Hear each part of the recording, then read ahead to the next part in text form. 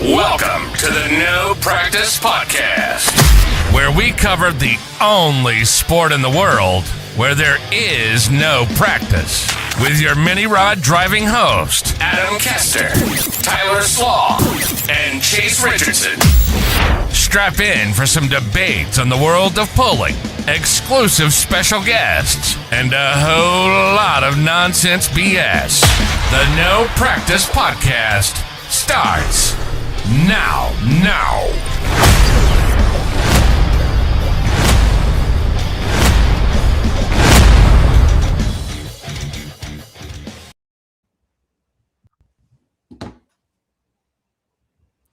Oh, guys, can you hear Adam? Sorry, let me unmute you, Adam. Let me unmute you. Yeah. All right. Try now. Are you unmuted? I just unmuted you. Yeah. Oh, thank you. Can you hear me now? Yes, sir. Yeah. Hey, it's Wednesday, April the 1st. Happy April Fool's Day. This is the No Practice Podcast. I am Adam Kester. With me, as usual, Tyler Slaw and Chase Richardson. What's going on, guys? Oh, just another wonderful day here. Getting ready to head down to Florida for spring break and escape the cold Michigan weather. It's getting chilly now. It was a little taste of spring/summer there for a while, but it's about Florida season. I can go down to Florida and hang out where Chase was. Right on. Yeah, I relocated there for like 3 weeks. Kind of came back to warm weather here. It was a good time to be gone. Fun trip, fun week. Special announcement. This will be my last podcast ever, guys. Appreciate all you've done, but didn't want to break the news to you beforehand. So it's been a fun 59 episodes. I wish you best in the future. Yeah, that was about as fake as that moon landing coming up or something. Oh, I get it. April Fools. This is the first podcast we've done on April Fools, so we had to at least do some bad joke to start, right? I get you. Adam, you referenced the moon landing. I did watch the launch. Are you speculating that it's all fabricated and it's not real? I don't know. I guess the older I get, the more I question it. I mean, we can't even get cell phone reception sometime here on the ground, and I'm not saying they didn't do it, but I think there would be more footage of it. Or So we at least need to go back. Do you believe we've been to the moon? What happened? There was a space shuttle launch today? Yeah. Was it? They're only going to orbit the moon. Oh, right. They're only orbiting. Make a test run. I actually did hear something about that. So it launched, but nobody saw video. No, we saw it take off. You know, they got that down pat. It is wild that compared to today's technology, to try to think that in, I believe it was 1969, we went to the moon and landed on it and then came back. Chase, do you believe that? Yeah, saw Apollo 13, man. Okay. They didn't go to the moon. That thing just destroyed on the way to the moon. I got tore up on the way. Apollo 11. Apollo 11. That was Neil Armstrong, right? Yeah. Or no, was it Neil? No. Yeah, Neil Armstrong and Buzz Aldrin. Yeah, Buzz Aldrin. Somebody had Buzz Aldrin, story. Chaffee. Yep. Somebody had a funny story about Buzz Aldrin, the guy that was, I guess, the second on the moon from the Simpico banquet. One of the main reps for Simpico is like best friends with Buzz Aldrin, and what? Jason Schultz was there. They were drinking, and there was a couple other pulls there. I can't remember, but they called Buzz Aldrin at the Simpico banquet. Someone is watching, please comment and tell us if this is true or not. I swear he's Buzz Aldrin's tied in with Simpico. So there's your sponsor shout out for the night. Sounds like the second April Fool's joke of the day. That's really true. No, there's something to that. For people that are watching or comment, feel free to chime in. But you didn't answer the question. Yeah. Do you think we went? Do you think we landed on the moon? Yes, I think we did. Yeah. Why would they lie to us?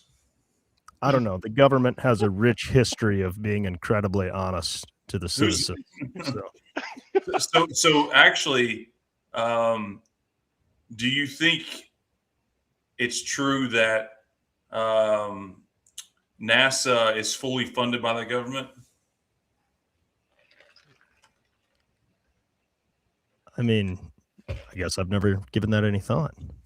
There's a video on it. I think you can look it up on YouTube or some shit. Watch it. It's kind of interesting too. But we don't want to go in the twilight zone this show. Yeah, the No Practice podcast. Enough space conspiracies. Chase, how was Florida? This is the first time we've spoken to you since the. That's right. Oh, yep, we're getting some backing to Chase's story. Yes, it is true. Allegedly, Yeah, please comment who it was. There was somebody that's best friends with Buzz Aldrin. I think it's somebody that works for Simpico.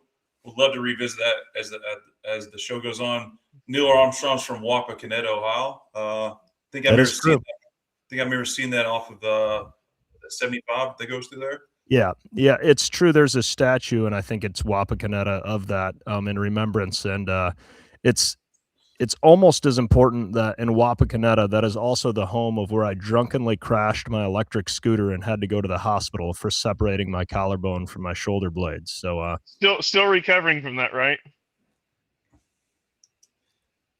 Yeah, still recovering. Still to this day, if I try to pick up a 5-gallon bucket of water and extend it out away from my body, my shoulder just hurts incredibly bad. So I feel like at this point, I'm never going to fully recover.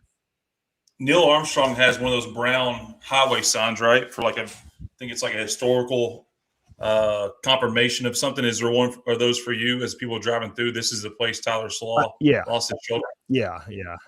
Certainly, I would imagine. Speaking of outer space, I was had a really strange situation today that's never happened in my life. So spent this morning at our shop doing some things, actually working on some pulling stuff this morning, and came back to my house where I am now after lunch and did a couple things and got back in my car to go do something across town and stopped at this location. This is a first, and went to the gas station. I was on the phone talking to somebody, walked back out, and my passenger windshield is shattered. And I have no idea how that happened, what happened. I think, I got like a 30-minute drive from our shop to my house. It's an interstate. I think there may have been a rock or something hit it, but I never knew that. So I'm not really sure what happened. It kind of looks like somebody went up and hit with a baseball bat, but if they did, I don't know who they are, and I'm sorry if I didn't wasn't able to tell you. But my windshield shattered, had no idea how to do it. My sister's my insurance agent. I called her and said, "Hey, in Kentucky, you can get your windshield replaced pretty easy." And I said, "Windshield shattered. What do I need to do?" She said, "What happened?" I said, "I have no idea." So check that off the bucket list of things that have never happened. Speaking of outer space, so you got a crazy ex-girlfriend in the area or something? I don't have any crazies anywhere. I might have an ex-girlfriend, but no crazies. Everyone's really sweet. Okay. Yeah, I suppose they'd be crazy if they were still with you, right? One would argue, yes. Yeah. I would think that your one-liner is up to par tonight. So well done. First 9 minutes in this show. Certainly. So Chase, give us the Southern Swing recap. This is the first time we've spoken to you since you had Mr. Cletus McFarland drive the tag team tractor. I'm sure that was a fun experience for everybody involved. What were your thoughts like? Okay, I guess I'm leading into this question wrong. I feel like the Richardson camp is known for bringing their tractors up in RPM more than usual. Would you agree with that, Chase? Yeah, when we don't, we usually get our ass kicked. Yeah. So, yeah. And I understand the technical functioning reason you've said is you want to bring the fuel pressure up to anticipate if there's any lines that are leaking, which, is a reasonable statement, I suppose. So what did you tell Mr. Cletus as far as bringing those RPMs up? Because I feel like as tractor pullers watching that video, the standout moments were when he was really giving that puppy some throttle wax, and you could just see Chase's eyes getting big, kind of like trying to wave him down, like, whoa, whoa, whoa. Like what did you tell him going up to it? Did you say like you gotta give it some piss revs? Well, we flashing back to the last show, which I want to shout out how cool it was going through the steps to what you tell somebody when you drive, because I really did go back and look at that, or we did, and try to give them some good info to, let them have some success. But when we picked him up from the airport, this guy did not know. We brought this up last show. He did not know that the throttle was by hand, so we were off to a rough start. But that's the moment right there where you can see the blades twitch. A third of the butterflies open. It's like, oh shit. So I went back and looked at the race back actually today. On that throttle whack, it got to 7,100 in the pit. So I think our 2-engine tractor, anyone that drives a modified, pushing that throttle is a little more pressure to push. I think we just need to put a tighter spring on there for them on the Mini. But you know what? I was this is the funniest part, because obviously he had just warmed up our mod before that. You all, I guess, didn't know that, and he whacked it probably no different than me and my dad would. And but the Mini, like, he got that sumbitch and whoop. And the funny part was the announcers, Dan Mayer and Charles Post and Ron Stone, I was talking to them about it later, and they're like, "Oh, we were getting ready for the show. We heard those throttle whacks. We said Cletus is here."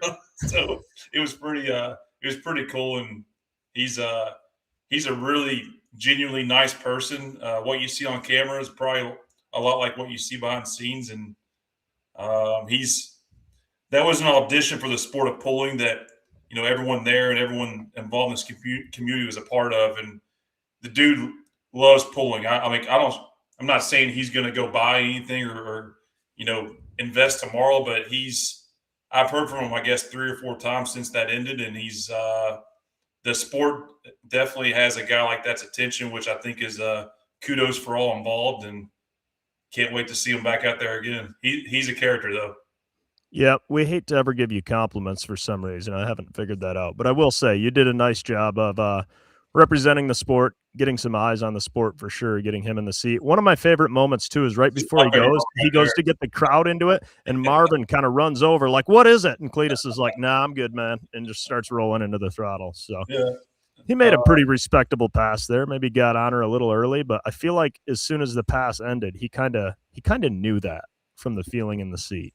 And he actually did a good job pedaling it after the rough takeoff, which is driving, a big part of driving anything. So the other funny, there's a lot of funny stories, but we got done. The realization is, so in this sport, you only go one time. Like, what the hell? Like, we can't pull it back up there. And as we were leaving, I think before they were getting ready to head back to the airport, he's like, "Dude, I'm gonna have to have like 3 or 4 of these vehicles to make this work." I'm like, "Yeah, that's why we all have way too much shit, because one time's not good enough." So, but yeah, he's the other part that he was fascinating to him that you wouldn't even think about. He's like, "Dude, that thing put me in my seat. Like I've driven whatever he's driven," and he said, like, it put me in my seat. That was badass. So, yeah, it was a pretty good deal all the way across, and probably a little outside the box pulling wise there, getting the crowd up, but I think that's good for everybody. No, it was good for sure. Yeah, it's hard to explain that feeling, but I do know exactly what he's talking about. Like when people ask you how fast you get going, like I realize that number doesn't sound spectacular, but the power you feel in the seat it's pretty hard to beat. Well, What's that, Adam? Yeah. We can go to the moon. Yeah. Internet in the Adam establishment there is a little hard to come by, it seems like. One other comment, and I shared this with the pullers that was there at the drivers meeting, and said it to a few others. I can't recall. Please forget if I'm repeating, but another big takeaway, and I think everyone should be proud of this, is that night mini rods were first class, so he was up there. I was not around him until after I got done running my mini. And at that point, he saw a little bit of what was going on. And I walked up to him like, whatever. Like, so what do you think? He's like, what I really like about this, man, is this is something I can bring my family to. Like, this is badass. And I think we all, any of us that are involved or participate or love this sport, the family atmosphere and the community is a big part of what brings us all back. So a guy like that who has a million things going on, who gave us like a micro percentage of his time, that was a takeaway that he brought organically to the table. And I think that's I don't know if you could say anything nicer about a group or a sport, especially with a guy with his perspective. So that may be what gets him back. I could see that. Guy growing up, raising some kids. He's got a wife, looking for an environment like that for sure. That is cool to hear that. Somebody just one time dropping in, that was a takeaway that they had. Yeah, for sure. And he, I don't know the total count, but like this dude has seen everything in motorsports, and he has never been or seen or done a tractor pull. I know he said that in those interviews and all that stuff, but that was his first impression ever. And we all know that there's a lot of cooler events and bigger events everywhere else that we could really wow him with. So he's coming back in 26. I don't know when or where. He has a schedule of all the events, but he's for sure will be somewhere between his RCR commitments and everything else. Like, you want to talk about a busy dude. Yeah. I don't know how he keeps his head on. Wild for sure. So what did you tell him? I don't think you ever answered my question. Like, as far as revving up the tractors, did you tell him like, hey, you can get after it? Or was there a post-rev discussion when you said, hey, you don't really do that? That's a bit much. Well, I don't follow his stuff as much as I probably should have, but I did watch a little bit, and like whatever the one-liners is, like, we're going to whack it, we're going to, hit it on the chip or whatever they say. I was like, well, what we normally, when we start, we whack it a few times and make sure everything's intact. So, okay, you did. Yeah, but the mini rod, he whacked it, and he whacked it 2 or 3 times, and he was in the cage. So whenever he got out, I was like, yo, man, you're not supposed to whack it that hard. He's like, what the hell you had this thing for then? I'm like, oh, well, I'm just saying that it didn't hurt anything, but it was unforgettable. So, well, people asked me because obviously you made your pass that evening, and it looked like there was some blow by coming out of the breather tube there. Was that engine damaged or? No, it was we run those quick release snap little. I don't even know what the formal word for it is, but they're clamps that swivel and just snap together, and that it wasn't clamped down well, and it blew the top of the blow by tube off. In the driver's seat, I could see it blowing out of there, but so more of a oil leakage issue. It wasn't necessarily internal components. As much as I would love to give him credit or blame for the poor performance, it was a maintenance malfunction, but nothing was damaged. Correct. Okay. Yeah. There's bad weather and we're Adam and I's part of the country. I think the conditions are hitting his shop tonight, so I'm sure we'll get him back here soon. I would imagine. Well, Chase, we have a guest that we can bring on here, and anybody that's into truck and tractor pulling and has a Facebook has probably seen clips of this. We'd like to bring on a couple of the members of the Sweet Pain pulling team right now to discuss their most recent pass. Oh, look at that beer in hand. Beer in hand. Drinking this show, guys. We got to cut you off. Sorry. Yeah. Shut up, Chase. Gentlemen, introduce yourselves. Tell us about your weekend last weekend. Yeah, I'm Craig Ulmer. I'm his son, Ty. Yep. Nice. And our dad is the second generation, actually. So I'm third generation, fourth generation. Whoa. My grandfather started it. And yeah, we were in Louisville this weekend, and a few people on Facebook have seen us now, I guess, right? Yep. Absolutely. So walk us through what happened there. Okay. Well, I was driving. I've driven 6 times at the Western Farm Show back when that was going on, and put it in the sand pile 5 times there, a couple times real deep. So, you feel like you fool yourself into thinking you know what you're doing, right? But always a new scenario. Um, Louisville, you guys know it as well as most of the pulling world. It always pulls people to the left, Oh, and yeah. that's really what I was concentrated on.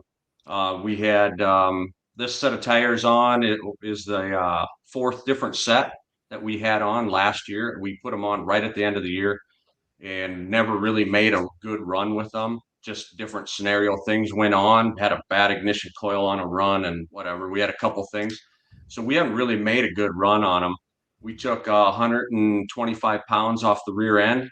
And so in the wintertime here, knowing we were going to need it, and then we had everything on the front end, and it still put it up on the wheelie bars right away and took me to the left immediately. If you watch the cage camera, I'm on the brake immediately. So in the 9-second run, I'm on the brake really hard 4 times. I kept it straight, which I'm really proud of.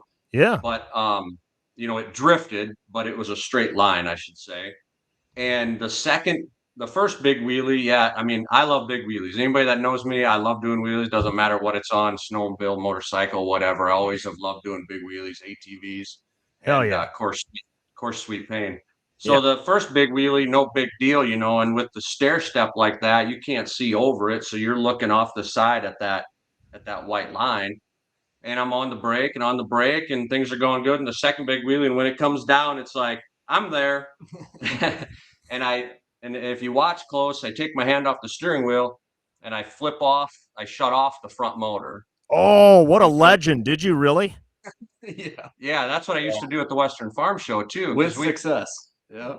Yeah, so because I mean, you guys know how hard it is to let off the throttle with like if you're doing a wheelie and you try to set down the front end, it's like how successful are people at that? Like I've never been good at that, and this is my 32nd year driving. Yeah. And so anyway, I just flip off the front engine and then stay wide open into it to make sure you get to the sand pile. And then right before the sand pile, let off it, get the butterflies closed. The front motor's not spinning, so the crank pulley's not zipping everything around, and it's worked really good. But at the Western Farm Show, we'd usually go up the pile. There was no going up the pile. No, I'm afraid right not. into the More pile. goes through it. Yeah. More so Yeah, sand through comes and up. into the pile. Yeah. Yeah. And that's a much, much smaller sand pile here at Louisville than what Western Farm Show had. So I think that's pretty much well, okay. And the other part of it is, we didn't build it to drive to church, right? I mean, you're there to win. You guys know that feeling. You're there to win, and that's what you want to do. And so I've seen too many people back out of it and not make it into the pile. But I was expecting the sled to come on a lot stronger at the end, and it all happened so fast. It was fun. We had a good time. We would have made it back. We would have got the wheelie bars fixed, at least enough to run again. That would have been kind of ugly. The tie rods, both of them broke off, but we had put a little spot on each one of them so that where they broke was easy to fix. So that didn't take any time to get welded back together. And we were cleaning up and we were looking through things, but we were hell bent to get back on the track. But then it put sand in 1, 3, and 5 for sure. There's a little bit. And number 5, the exhaust valve was open. So I was like, all right, we better not. Probably made the right decision there, but props for trying to scramble and get that going. And also, I mean, props for shutting off the front engine. So you say it's not turning, like thinking about it mechanically, because the other engines are still driving and that clutch was engaged, even killing that engine, it doesn't continue to rotate at that point? No, I don't. I mean, it spins down, right? Okay. I mean, it's not like an instant just stop, but no, it'll spin down and stop. Yeah, the clutch will disengage. Okay, really? I never knew that. I always just thought locked in, spinning the RPM with the gearbox. As long as that clutch is spinning, it doesn't know if it's being driven from the front or from the back, but they will wind down, huh? Yeah, we had the same question years ago at the Western Farm Show shows, but yeah, no, it works pretty good. And for us, the front motor is down, where most guys, their engines are the same height as what this middle one is, and in line with the pinion. But yeah, so we're down a little bit lower yet. But Nice. yeah, so it Well, was fun. It was a hell of a ride. Oh, I would imagine. Like, is the general feeling when you're driving home? Are you upset that happened, or do you almost laugh to yourself because it's happened so many times? My emotions were all over the board. They Yeah. were everything from we could have got that fixed. We could have cleaned that out. It wasn't that much sand. It would have been all right. It'd have been worth it just to hurt some parts and come back and try to see what you can do. Yeah. I think we made the right choice, but Yeah, it's hard to needs make that extra choice little- in the moment. For It's sure. hard to do as a competitor. Well, sure. So we apologize to the viewers. We requested the video footage, but we're not granted permission. But thank you to the people that showed us the photos of the action there. So I got to hear this out again. You shut the engine off before you hit the sand pile. Mm-hmm. How in the hell do you have that type of reaction? That's amazing. So in your mind, were you already prepared to do that, or is that just like instinct, or like I got to ask, because there's no way I could do that. It would be freaking already down to the freaking crankshaft by the time I realized what was happening. Well, so again, back to the Western Farm Show days. It's I'd never driven indoors before. Dad competed in the Metrodome, and I could just barely remember being there. I don't remember him being at Cedar Falls At the Unidome. at the Unidome. I don't remember that. I'm too young for that. So this was really, really, truly my first experience with it because I was really young at the Metrodome. And it's like, you got to be crazy. You know, we build everything here. We build the motors, build the cage, the fenders, the chassis, the whatever. Oh yeah. Built, not bought, right? I mean, that's the way we run. And it's like the last thing we ever want to do is suck sand in. But what are you trying to do? You're trying to get to the sand pile. Right. So out of that, and then I had a conversation with Bob Jostack one day, and he's like, "Whatever happens, if you're going to hit the sand pile, let go of the steering wheel. I really screwed up my wrist one time hitting the sand pile." And I'm like, "Yeah, I never thought of that. You know, yeah, I bet the steering wheel really spins when you hit." Oh yeah. And so then I moved, and I thought, well, why don't I shut that engine off if I think I'm going to hit it? And again, it was kind of my pet peeve that people would make a really good run, get close to the sand pile, like no doubt they're going to hit the sand pile, let out of it, and then people around us would be like, "Well, you should have let them in the pull off." I'm like, "No, you shouldn't have. They didn't have the guts to put it in the sand pile, or you they do. they let out of it too early because they were scared. They shouldn't be in the pull off because they should have got there." Yeah. So I moved the toggle switch over to the left side so I could just let go and then flip it off. And it's a top switch too, so you can just hit the top. I guess I never even noticed that. That's kudos to y'all for even being that mindful of that situation. That's pretty impressive. Thank you. And we talked about it before we ran. You know, light mods have never run in Louisville on that track with that sled. So, you know, we kind of figured, not, you know, good run or not, we're probably going to put it in the sand pile a little bit. So it definitely was going through our brain on how we're going to come back, how we're going to get all the sand out of the frame rails, but we never really imagined it being not like this. that. And I kind of forgot about that. We had a little problem shifting. So we actually drove out on the track on the front motor and the back motor, and then started the middle one when we were hooked to the sled, and was able to get it into gear that way. And so I was a little bit distracted there, but generally speaking, he's the better one on the brakes as far as going straight, and I'm usually the better one coming out of the hole. But so basically, if I mess up even just a little bit, I never hear the end of it from this guy. That's the way a father-son pulling team is supposed to be. No question. We're no strangers to I think that. you're saying that. I think Tyler knows. Yeah. Oh yeah. Believe me. I bet I could rival all of you all. So it's one of the things that you'll get with plenty with his. Yeah.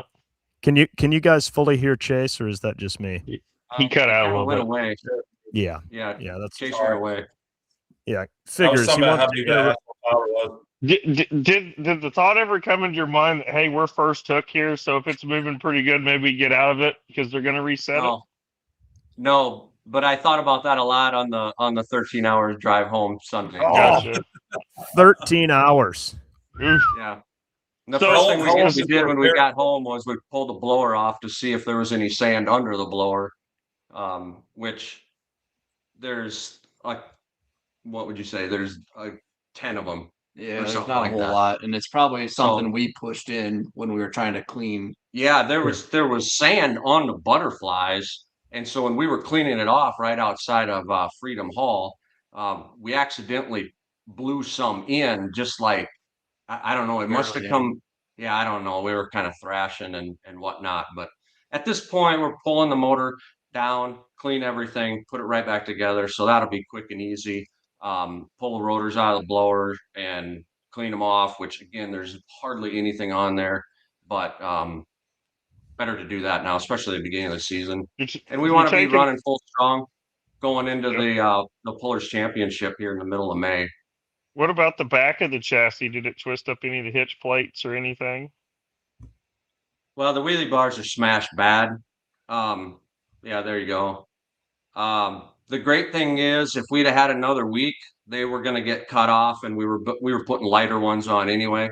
So, Oh, nice. You just like I expedite said, we that. took 125 pounds off, and we've got about 70 more back there that we think we can get rid of. It's just a matter of time, how much time you can put towards it. I love it. How do you guys feel like the parity is in that class of the 3 Chevrolet engines like you run versus the 2 Hemis? Are the rules on point, or do you feel like something needs to change there? I think they're right on point. I've been the board member on the Outlaw for the mods for 13 years, and it's always an easy number for me to remember because off camera, my youngest son is sitting over here. He's 13, so we were in the hospital with him, and I got voted on. You know how that goes. Very nice. But no, we talk about it a lot. Kudos to all the guys, all the Outlaw mod guys that can sit around and disagree about it, but yet move forward for the better of the class.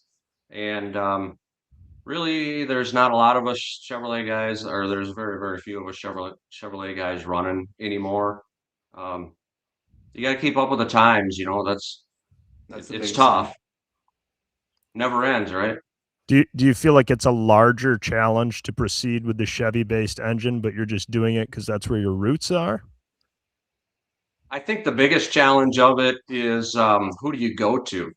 Who's an engine builder that you go to? If you know you don't have Adam go to, you don't have Brian Knox to go to. Who is that guy? Like I don't even know. I don't know who that would be.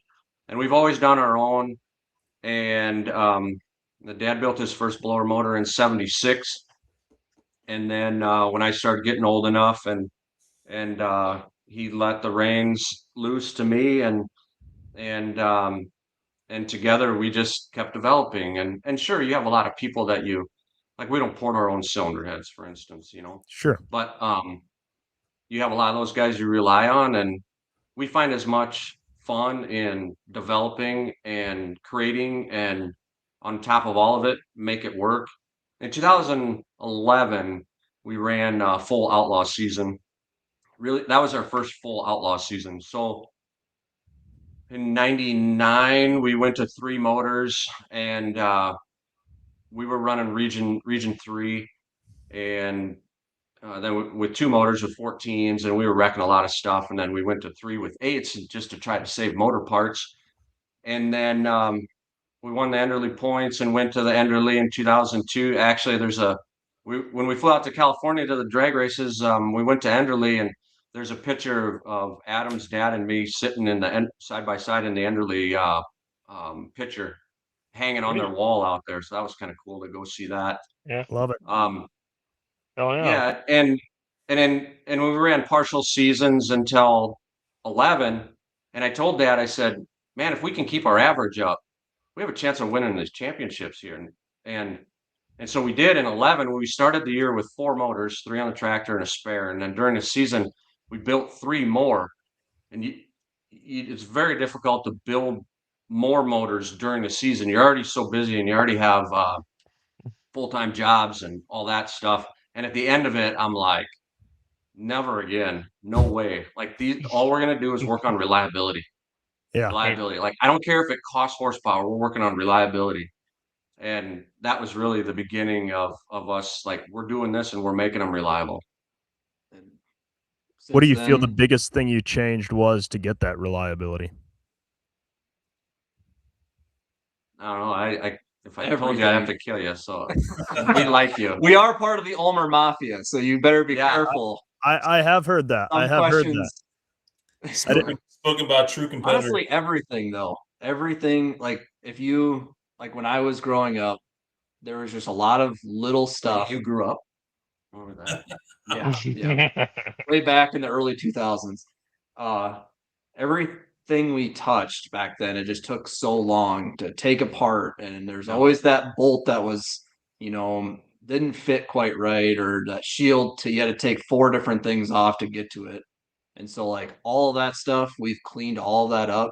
And so now at least when you have a problem, we can rip those things apart. I mean, we're not quite pulling a cylinder head off without taking a mag out, but like we're the next thing in there. I can tell you the next thing is the valve train. The valve train takes forever on these things.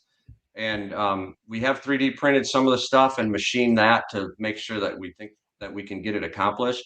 And we're confident of that now, but now we got to make the time to get it all machined. And so then our valve train will stay on the head when we pull the head off. Wow. That'll save us a lot of time.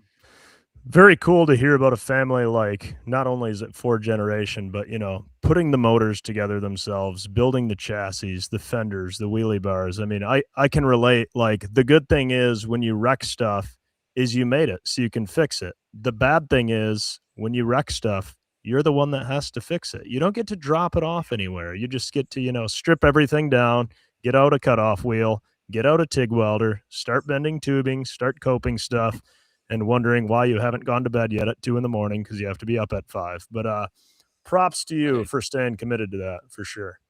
Yeah, you nailed it. Yeah, thank you. One final question I have, just flashing back to Saturday, can you share with the fans and us a moment when the decision was made, we're not running this, and what may have been that deciding factor? And sound like there may have been differing opinions. Like take us through the moment we said we're not running this. Can you all flashback that moment the best you can? Yeah, so we were trying to get outside as fast as we could with the tractor so we could start working on it. And the welder guy was there with the mobile welding unit, and we got him going on the tie rods. And we were kind of all, Dad and myself and Ty were all looking over different things. And Dad and I were really cleaning on the sand. And we had looked at the wheelie bars and we're like, okay, this is going to be ugly, but we'll be able to get that. And got sand off the butterflies. Dad and I were, and then open the butterflies and looking in. It's like, okay, there's a little bit in there. Do you do that? And we kind of hee-hawed a little bit. And then Ty says, hey, look at this. And he was pointing at the pipe that was mostly full of sand. And take the header off. And it's like, okay.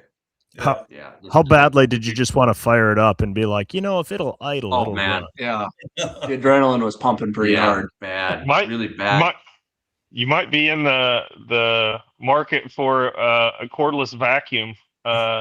Suck all that stuff we out. had it. We had one. Really? We had it prepared in the tracker. Yeah. So when you took the header off, how much it was in the actual head? Because it's got to go down and then back up again. So did any of it make it into the cylinder? Haven't seen yet? Well, a little bit did, yeah. The one valve was open and you could see some of it in the cylinder. I mean, that's a big question. Like, what can you get away with? I don't know.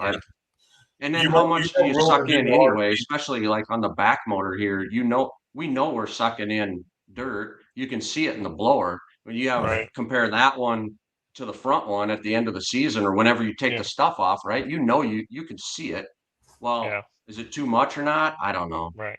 So essentially you made the smart move. You could have ran, but you were not willing to do the research and development project at that moment, right? That's a good way to say it. But that's I know that had been tough to do, and it was fucking awesome to watch while it lasted, I guess, if you want to hear any compliment. Yeah. Well, thank you. Appreciate it. It was really fun from where I was sitting. Yeah. Bet. I bet. I love it. I love it. Well, guys, I can't thank you enough for taking the time out of your evening, and especially props, because a lot of people probably think this was pre-planned, several days in advance. I believe I called Ty, was it 18 minutes before the show started, and you were still at work? And look at these two composed in seemingly uniform sweatshirts in front of the tractor here, ready to tell their stories. So, hey, we run Chevys, so we're pretty sophisticated, all right? Yeah. Absolutely. I guess you told them they had to open a beer too, right? Or they were going to do that anyway. I didn't. They just their pulling instincts kicked in. Okay. They could read the room, and they made it happen, as I trust they will do. At the Pullers in South Dakota, so we're only like 10 miles from South Dakota. I'm the only Ulmer that ever left South Dakota. I love it. I love it. Can you, can you tell us what your 2026 season looks like? Where you're starting at? Where you're going to be traveling to? How we can keep up with you? Yeah, well, we'd like to thank the fans because they voted us in to run in Nashville, Tennessee, here in the middle of May at the Pullers Championship.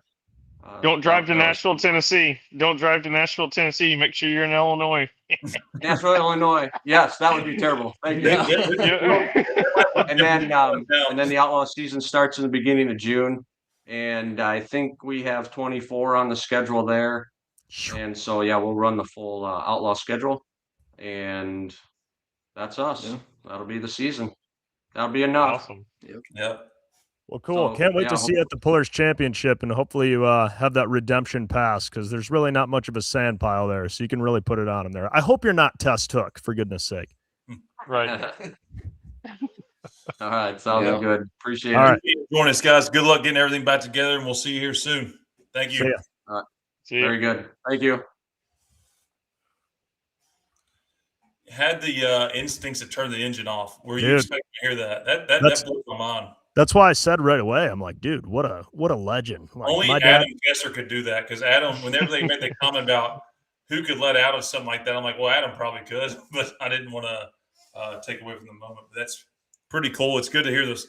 Though it's unfortunate what brought him to our show not being ugly, but it's unfortunate that happened to him. But it's cool to hear stories of multi-generational guys that do it their way, and obviously they take a lot of pride in working on it and running it in-house. So I would have swore that tractor was really tore up as hard as it hit. I mean, it had the back tires off the ground. Yeah. It was a nice little push they got into that sand pile for sure. Well, now it carried the friend the whole way, if I remember correctly. That tractor runs good. The tractor's always run really good. So with them stair step like that, that thing usually does get the front end up pretty good. So I didn't want to. I should have asked this. So traditionally, like 3-engine stair stack tractors I see, the front 2 engines are crank to crank, but theirs is not like that, right? Yeah, theirs is built like the old war wagon that Paul Norman used to run. It's got the center engine's level with the pinion of the rear end, and the back engine's higher and the front engine's lower. So the drive shaft runs under the middle engine?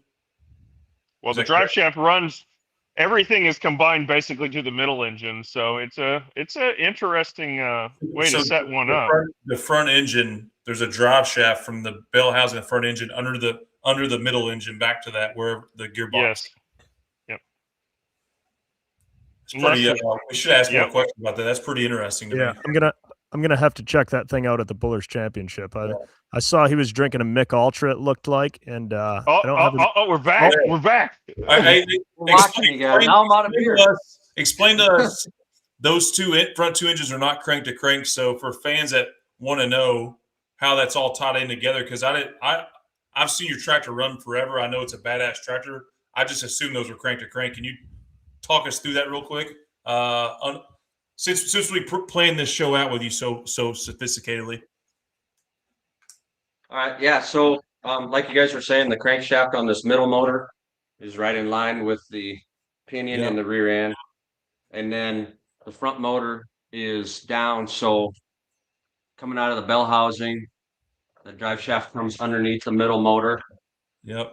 Then there's a drop box or a stack box right here. So the power Yep. basically comes up to the second engine. So this drive shaft has 2 engines worth. And behind the third engine here, that power comes down to it. And then it goes through the profab and into the rear end. Goes through the 3-speed transmission and into the rear end. So that is a very efficient way to, for one, the crank to cranks. We all know if you lose one engine, it really abuses the other. But you're a little bit more protected with that setup, I assume, right? Yeah, totally. And that was Dad's really big thing, and we ran against a lot of crank to crank engines, especially when we were running 2 in the Iowa tractor pullers and the Region 3, all the NTPA stuff that we used to do. That was super popular and effective. I mean, guys did great with it, no doubt about it. You also watched guys that, there'd be rod flinging around like crazy and about cut the block in half. And yeah, so that was really Dad's deal. And that's just what we stuck with. And just like Ty was saying, we just keep trying to fine tune it over and over and over again. Is there another 3-engine tractor like that? Adam said the War Wagon. Yeah. Back in the day. Decent amount. Yeah, way back in the day, there was enough of them. Cotton Candy even had it at one time when he was running Chevys and they were all in line. War Wagon. There was other ones like that. Yeah. Didn't Ken Venny have that? I know he was crank to crank and Crank then to one crank. out. Yeah. So Yeah. Yeah, he No, was it's, crank to crank and one out. all right. So we're, just stick around. As we have questions, we'll just bring you back in for the next 2 hours. Make sure you don't do anything. Sounds Thanks. good. We like listening to you guys. Yeah, well, we appreciate you coming on, and it's always good to have smarter people than me on this show. So, but backstage, don't call me out like that next time when someone's listening again and throw them on. But no, it's all good. Thanks for that little segment. We'll see you here in about next 30 minutes. Stay. You can refill your beers if you need. Pretty cool. Absolutely. Thanks, Give 'em a backstage. little- Give him a little bathroom break. Yep.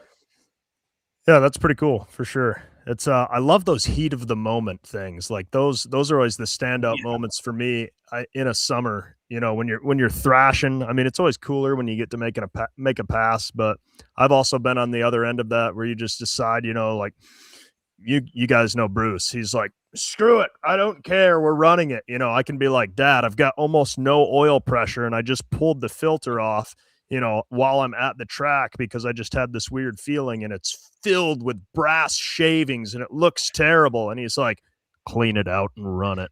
It'll develop. And if there's a problem, it'll show itself. And then we kick the rods out of the motor and we're like, shit, we probably shouldn't have ran that. But yeah, that teamwork happens. makes the dream work. Yeah. I'm glad he's the one making those calls, not me, because I couldn't afford any of that. So yeah, likewise. Yeah. I think it's we're obviously running a little slower. This show is planned bare minimum, so we just have a few things that we always outline and do, then we kind of go with it. So our ultra popular fan question segment. We've got the fan hotline. I'm sure we've got some of those. We do have a couple of Hall of Fame guests, Larry and Lisa Peterson, our ProFab machine, waiting in the background. I'm sure they'll be they're waiting until they come on to open their first beer, so we'll make this as fast as we can, Larry and Lisa. Okay. We'll peel through these fan questions here. Let's roll them out. All right, gentlemen, can't wait for some Cletus throttle cracks on foursome. How did you feel about the double whack he did on the Mini? Crap, I kind of beat him to this question. Chase, your general thoughts on the throttle whack on the Mini? Thumbs up or thumbs down? I think it left its mark. If only only thing I want to change is that when he whacks it, it improves how the thing performs. But maybe we'll get there one day. So motivation for another time. Great question. Chase, on the foursome thing, will you let him throttle whack the foursome like that? That's really. I don't think that's up to me. That's true. Yeah, sure. Why not? Right. He's gonna have to ask Uncle Dave. All right, moving on. Next question here. What do we got? Chase, why did you turn down your invite to the truck show with Tag Team? Chase, your thoughts?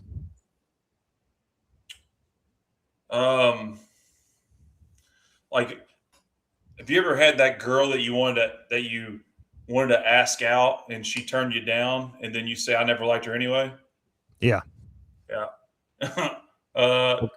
Look, we thoroughly tried to participate in the truck show poll.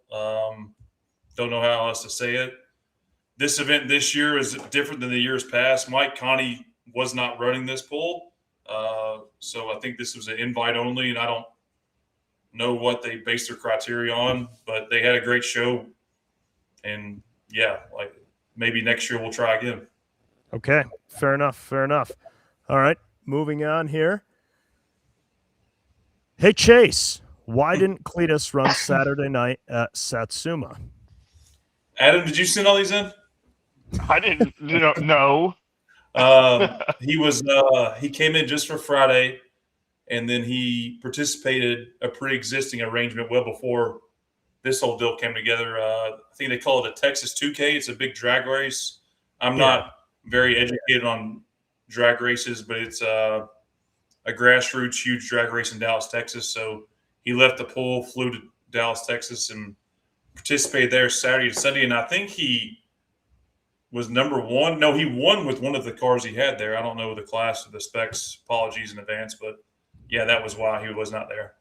Yeah, I think that's TX2K. And one of the cool things about that is, like a lot of drag races, they just start, at the beams, just sitting there. But at this event, in some of the classes, they actually roll through the beams. I think it is under 60, or roll through the starting beams, I should say, at you have to be under 60 mile an hour. And so it's kind of more roll racing. So you just see guys Really? with crazy Lamborghinis hitting just absurd mile an hour because they're starting moving 60 mile an hour. So it's something kind of a little different, but they also do drag racing there as well. So, all right, next question. It's not affiliated with a drag racing group though, right? No, I don't believe it's IHRA or NHRA sanctioned at all. I think it's just kind of their own private event, but I could be wrong. Is there an event that you consistently have bad luck at? If so, where? What about that event throws you for a loop? Best regards, Luke C. Adam, what do you think? Enderley pull off. Hmm. I have never done good there. Looks like I won't be there this year, but yeah, I've never won that pull, and it's always something. So that's mine. Chase, what about for you? I think probably Toma's is one place I've never won in anything. Not that I've won a lot, but I think I've won at most places at least one time in some vehicle, but I've never won at Toma. So I'd say probably Toma. Okay. I guess for me, it would not necessarily be me, but for our team, and this speaks more to my father, he's won championships, he's won Enderleys, he's won Bowling Green rings. I don't know how many wins he's gotten at Toma, but never, ever have either one of us ever won a Chapel Hill chair.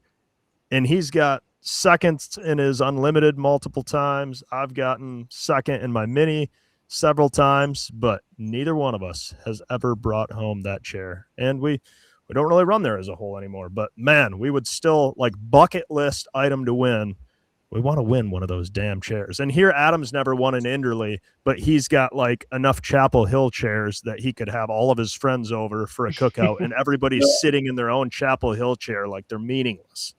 Adam's got a chair for us. I got them hanging on the wall because they take up too much room. Yeah, I can believe that.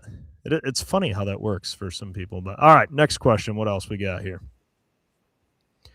Not asking as a hater or anything, because I think Full Pull Live is a quality product and worth every penny. But I am curious as to your thoughts on IHRA streaming their events free of charge, and if that could cause any changes with NTPA or Full Pull Live. Keep up the good work, fellas. Travis M. Chase, I feel like we got to let you take this one. Yeah, I think so. First off, I think the stream at the truck show was top of the line.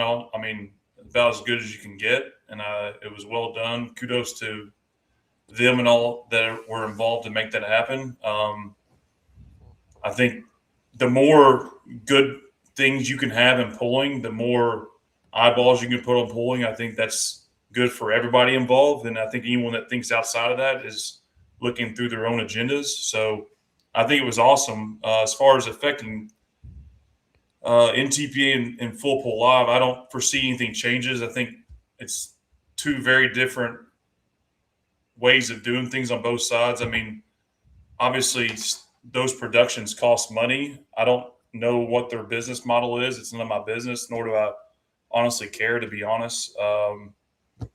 Pullers had to pay $400 to participate in that event. Pullers had to pay, Adam, what did you have to pay to participate in high stakes? Was it 11,000? Per tractor. Yeah, so they're doing things totally different. I don't know how they're justifying their revenues or covering their costs, but at the end of the day, I hope it all goes well. I hope it's all positive for pulling, and however they're covering their expenses, kudos to them. All right, that's very, very well said, Chase. Good answer. Yeah, All right. I think it's good. I think it was a good production. I think that's good. I think there's things that it's not competition in the world of growing the sport. I mean, I think Chase has told me, the ultimate plan is at some point in time to make it free for people to watch. It just takes a little time to get there. So it's a little bit different of a situation over there. So I'm sure at the end of the deal, things will be learned from each other. And, I think it's only good for the sport. I mean, I think if they can get a sponsor to cover all that, like, hell yeah, go for it. But what's the most popular sport in our country? Arguably, probably is it NFL, I guess. Yeah, probably. You can't watch an NFL game without paying somebody something, right or wrong, right? Right, if it's YouTube TV or NFL Sunday Ticket. So, it's not getting it very easy and accessible to watch is a positive that they're doing things that really are unprecedented. And I hope, like I said, it needs to be a success. Anyone that wants anybody on any part of pulling to fail, I have a word for you that I'm not going to say in this podcast. So we all should want each other to do well. Well, right. Well said. Well said. All right, next question here. Hypothetically, if each of you guys weren't in pulling already, money being unlimited, what type of pulling vehicle would each of you build and why? Adam? If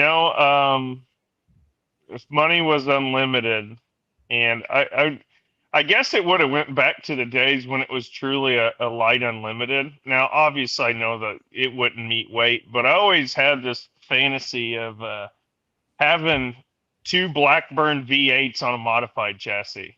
Mm. You know what I'm saying? Like, oh yeah. Even if you could pull off three to make weight for the unlimited, I think that would be awesome.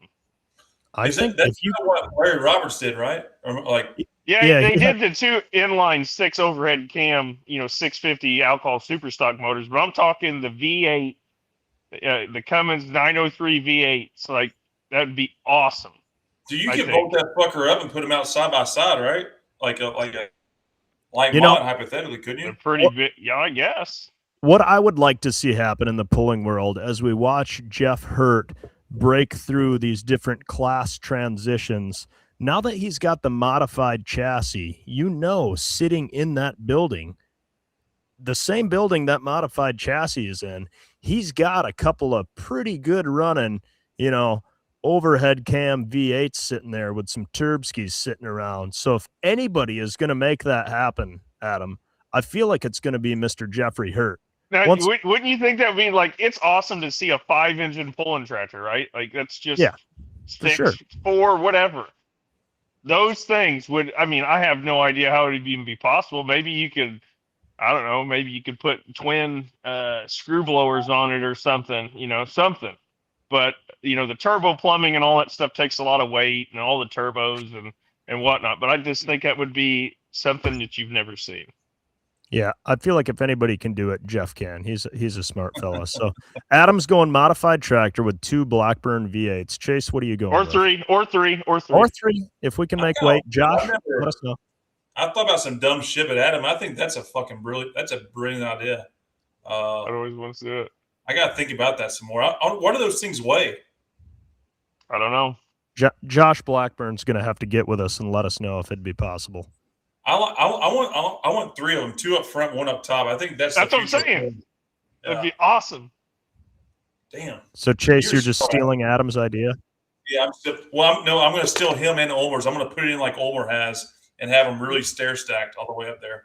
So, the other fantasy that I had before I got into the engine business, what I'm doing now, I always wanted to have a mini rod. I always had an affinity for like light supers and stuff, but I would always like to see like a 5.9 Cummins or a 6.7 Cummins, whatever, Duramax, whatever you want to call it, on alcohol in a mini rod. That would be cool. It would be cool too. So that's where I'm at with mine.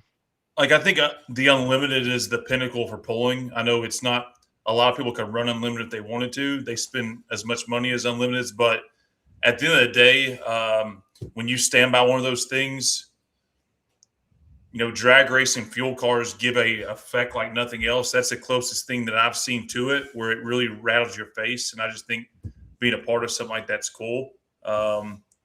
But beyond that, I've come to this. I went and I became friends with Vane and Patty Hazley over the last year or so, and going to their shop and just kind of paying attention more to the diesel four-wheel drive class.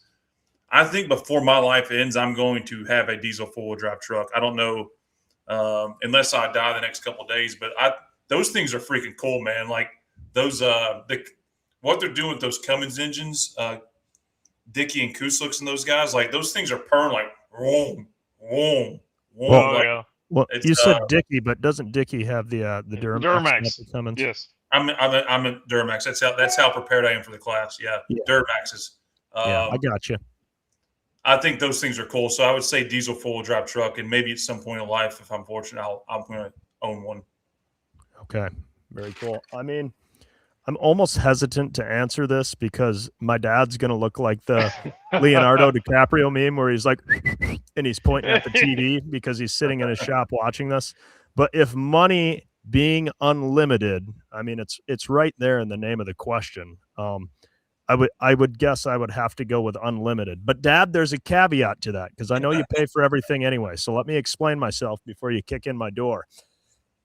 You'd have to hire people to help you work on the thing. I feel like you can, like, I don't have enough time to work on a multi-engine tractor. And he's like, well, I'm basically retired. I can work on it. And he's like, you can drive it. And I'm like, I don't even feel right getting to be the guy to climb behind the seat if I can't put in the amount of time that's actually required. But if money was unlimited, you could hire people to work on the thing. And because Chase is right, they are the biggest spectacle. You can stand by them, you can look at them and be like, what the hell is even going on here? Until you see one in person, they basically look like they're AI, especially if it's Wayne Purser's 8-engine unit. I mean, they're badass. If there's an event and the Unlimiteds are at it, and it's somebody's first tractor pull and they're a gearhead, they're going to walk up to one of those and just stand there for like 5 minutes, just trying to figure out how it even functions as an object. Like they're badass. They are. So I would make a prediction. Our lifetime, Bruce and Tyler will have an Unlimited. I just don't know how long it's going to take. Hey, Bruce, man. I built 4, 5 really reliable engines. I mean, I'll help you out. You won't have to work on them, Tyler. I promise. Yeah, my ass, because that's just not how it goes. See, I was hesitant to even answer this, but I feel like it would be cool if you're going to do that to have like a couple of them supercharged and then a couple of them turbocharged. So you can leave the line with the drivability of the supercharged ones, but then you got that high RPM power of those turbocharged ones trying to drag those supercharged ones up there. I feel like it would kind of be the peak of balance of like drivability and also horsepower. And it would be unique because it's got to be unique because we don't like cookie cutter stuff. Gotcha. Yeah. Mm-hmm. So Dad, don't read into that too much. All right. I think that was maybe our last question. I can't remember if we have one more or not. I think there might be one more. Yes. Tyler and Adam. So, specifically, and this isn't for Chase for some reason. If you were not in the mini rod class, what would you consider going to? And why would you consider diesel by chance? Adam, I mean, this is kind of the same question as the previous one. Yeah, like super stock. You're going light Light- super? Light Okay. super. I mean, I guess, and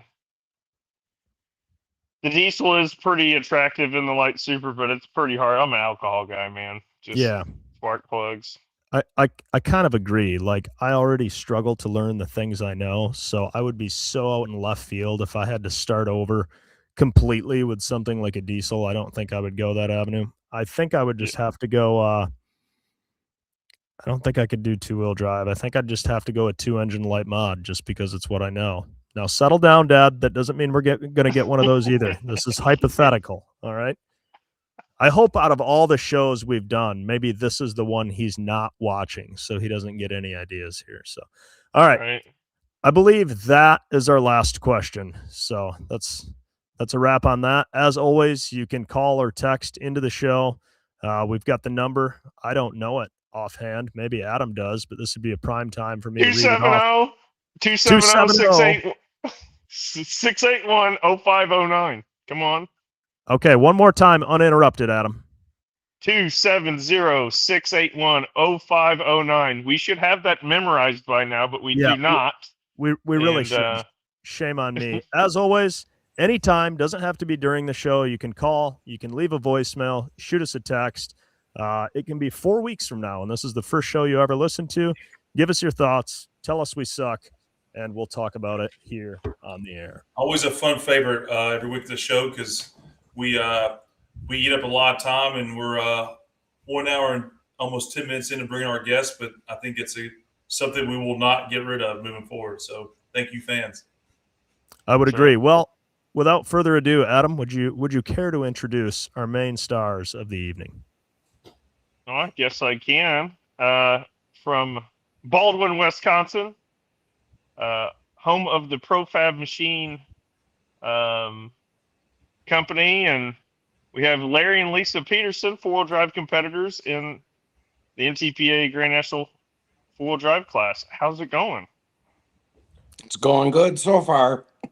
Larry, sorry to wake you up, man. How was your nap? It was good, Chase. Just listening to you.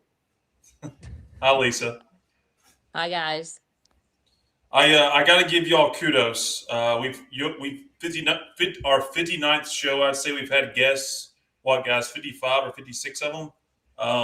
I've not had more requests on questions to ask you than I've had for episode 59 with you two. So you can only imagine how much fun we're getting ready to have. We have a lot of friends we'll get back at. Well, everything's in confidence here. This is all organic. We're here to just grow pulling, Larry. Don't take out your friends. But so tell us where we're sitting right now. I know Adam and myself have been your shop. Tyler, not for sure. But can you tell us what's on that lift behind you? Yeah. That's a COVID project. When you, a little bit like Von Bauer, when they don't sell you what you want, you build your own. So I built a car lift to hold a couple of cars. And my buddy Nate said, you might as well cancel the insurance. And we just changed insurance lately, and no chance of stealing them, we told them. They haven't been down since. So basically, you put those cars on that lift, and it has not been down since. No, you don't want to, wear it out. 2020, they went up there. Well, what cars are they? The one on the far side is like your dad's. It's a 2010 Camaro. It's got 700 miles on it. Oh, use nice. that quite a bit. And I would imagine. Yeah. Lisa's got a Cadillac CTSV. That one's fun to drive. What does that one have? 800 miles on that one, or? Nah, there's like 2,000 on it, I think. Okay, it's got like 800 horsepower or something, though. I know. No, that one's 556 version. Oh, okay, yeah, not a big deal. Which one's faster if you raced them? If you lined them up in a quarter mile? Cadillac. Oh, mine. The Cadillac is. Have you guys done it? No. I wouldn't race against Lisa. Well, you pull against her. What's the difference? You're on the same track at the same time. Okay, that's fair. You think she'd cross the center line and maybe do a little pit maneuver? Women drivers. Take them out. Another critical question I have. you all are really close with Mark Mangan. In fact, like I would call you all like best friend type friends. Mark is in our Hall of Fame, No Practice Podcast Hall of Fame for being one of 3 people that refused to come on this podcast. We call him out. The other 2 called me an asshole for saying their name, so I'm not going to say it right now. Is Mark somewhere nearby? Yeah, he's right now in Italy. Oh, he's not in the shop there. He knows what we do. All right, well, good. Mark Mangan, you'll forever be our founding father of the No Practice Podcast guest denial list. So one day we'll get him there.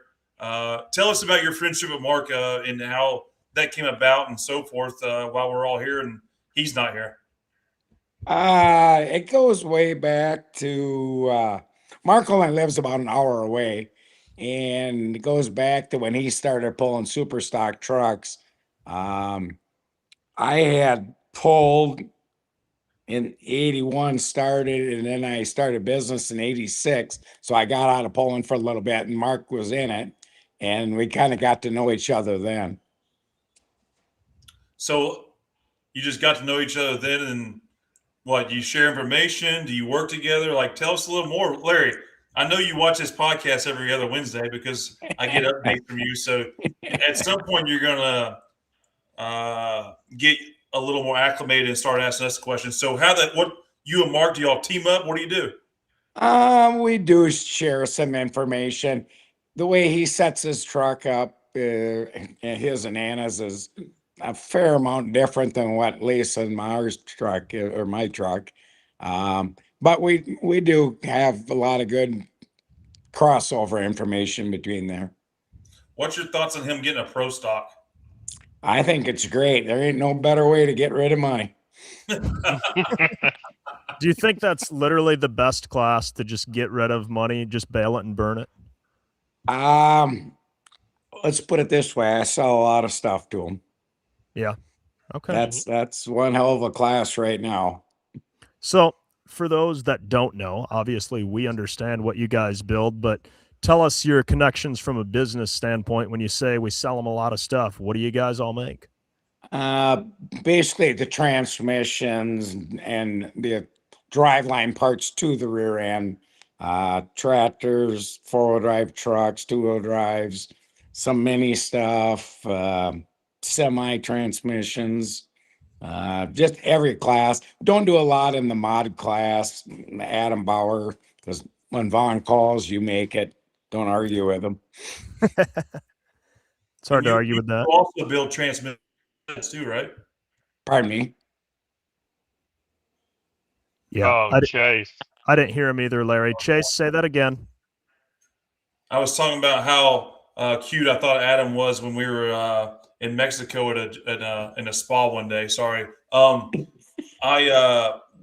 do the transmissions for sleds too, right? Yeah. We've done just about every sled. Maybe not the first 2 for Vaughn, but 30 some sleds, mini sleds, and and then everybody else that's got a sled. I'd have to guess we've got 100 trannies and sleds. Oh wow! I didn't know there's 100 sleds in the world. There's a lot more than you think. So is there anything unique about a sled transmission compared to what you build outside of that, or not really? It's just gears, reduction shafts, all that? It's basically a 5-speed twin counter shaft transmission. That's same as in some of the tractors, just different gear ratio. Okay, so theoretically, there's parts in a pulling sled that in a pinch, not that you would, but you could remove parts from the sled and put them in a pulling vehicle to make both of them work. You'd have to do it the other way around. You want the sled to work. Okay. Yeah. That is true. You can only have a show with only one of them. You're right. Well, how'd you get into that, Larry? Unique story. When I was pulling in the early 80s, and I think Craig Sage brought this up on his podcast, I talked to his father, and he convinced me that I should make my own stuff. Well, I feel like you need to elaborate on that. Him and I didn't see eye to eye on it, and I started making my own stuff then. And we've went, this will be my 40th year in business, and it works out great with Craig and I. He kind of does a lot of his specialty stuff, and I've got kind of my own now, and we get along good. Lisa, does that ever happen in your personal life where he like critiques something and you say, fine, you just do it, and then now that's his thing to do till the end of time? All the time.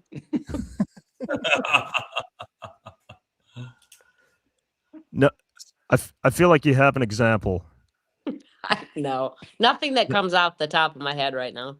Oh man, that's no fun. Well, outside of pulling, Larry, what other unique things have you made? Like I saw on your website, you got a picture of the Tom Mentz's monster truck on the homepage. You do some monster truck parts as well? Yeah, we used to do more, and I've kind of gotten away from that a little bit. Just the pulling has been awful demanding. We do make quick change rear end gears for Coleman Machine and Quartermaster. Other than that, it's a lot more pulling than you think. So basically, your plate is full from a business standpoint. You're not even looking to branch out into other avenues. No, But not yet really. you built this car lift behind you though. Yeah. I could use one of those in my building. How much would one of Yeah. those cost? When Vaughn seen it, he said he needed one too, and Yeah. he ain't getting one. I feel like I could use about 4 of those. You've got to at least have blueprints you could share, right? I have it on the CAD system. Everything's on a CAD system nowadays. You a SolidWorks guy? I'm a surf cam guy, and then Cody at the shop, he does everything on the solid modeling, and master cam and Siemens Solid Edge. Okay. So what did you do before your little spat with the Sages where you decided to do things your own? You had to have some sort of history. I mean, you weren't baking loaves of bread and then just decided to make a transmission because somebody wouldn't do it for you. Like, what's your background? Yeah. Now, I used to farm with my dad and my brothers on a dairy farm. And then you just went from that to making your own stuff. Like, what's that segue look like? Always had a great interest in school and the shop classes, and and you take things apart, you learn a lot. Sure. And I did a lot of taking apart. So then you just eventually bought a mill and a lathe and things went from Yeah. there? Or? Back in the manual mill, manual lathe, and started from there. What do you feel things- like the most extensive, impressive thing you've made in your lifetime manually without any CNC equipment? Oh, that doesn't take much on a manual machine. The first few transfer cases, the first year I came out with a quick change transfer case in '86, sales were good. I sold 100 of them, and I had to make them on a manual machine on a lathe and a mill. How long would one of those take labor hours, Larry? Yeah, well, I don't want to go back to that day. How many labor hours did it take to build one of those though at that time? Oh, it probably took you 2 hours just to manually mill a casting, to get for the case. Mm-hmm. Jeez. And now what would that take? 15 minutes? Yeah, about that. Things have replicate- changed. It's baffling to think about. Like, I'm almost more impressed of things that were made back in the day, albeit not as impressive as a finished product, but knowing what was available. Like when Ken Venny talks about, using a manual mill and making his first billet aluminum cylinder head. I'm like, man, that's almost more impressive than looking at a Noonan engine block. I don't know. Right. And you think about it now too, okay, so that mill cost $8,000 back then, and it just took labor. Now you're spending $250,000 to $500,000 on the machine to make them faster. You got to make a lot of parts to make them pay. Yeah. Right. So Lisa, you were not brought up around tractor pulling. Is that correct? Yes, I was. I came from a dairy farm. And my cousin from a close town here, he was actually a tractor puller, and he was a diesel super stock tractor puller. And that's how I got introduced to pulling, was through him. So when Larry, when you knew Larry was a full drive puller, did you think this guy's so weird? I can't do this. If he's pulling a full drive, I gotta get out. Or what do you do to convince you it was cool? To convince me what? That full drive pulling was cool. It's better than diesel. I just enjoyed going to the polls, and as long as I could tag along with him. She was young and crazy. So I'll tell if you, Larry was driving, Look at that mustache. Yeah, It speaking was of the young and mustache. crazy, That was what she was attracted to. Lisa So took one Larry- look at that and she said, "I want to get me some of that." Yeah, I Uh, did. She thought I was so a if porn Larry had been a star. super farm puller, you would have an adamant passion for super farms. What's that? My Wi-Fi sucks. I said, so if Larry was a super farm puller, you'd have an adamant passion for super farm pulling, is what you're telling us. Well, I wouldn't go that far. Whoa! No, no, that's bad to say. No, like I love True the love is super true stock- love, Lisa. Yeah, I love the super stock diesel pulling just because I got introduced to through my cousin. Right. But probably my two favorite classes growing up to see were the pro stocks and then the semis. And if I could have any pulling vehicle right now, I'd have one of those. Larry, is this news to you, or has she been asking? Yeah. She hasn't been asking. I'll tell you a story about why we have two trucks. Okay. And you guys know Lisa, and she says her opinions, and Oh, she yeah. will tell you what you do Never. wrong. Anyway, we I didn't were know that in about her. Thanks for letting me know. Saluda, South Carolina, and I just built a new truck, but I hadn't got rid of the other one yet. And I was driving both of them, and I got it from the crew chief, and I said, well, fine, if you know how to do it, get in. And she's been in the truck ever since. What did that first pass look like when you got in it, Lisa? Was it easier or harder than you anticipated? My very first pass,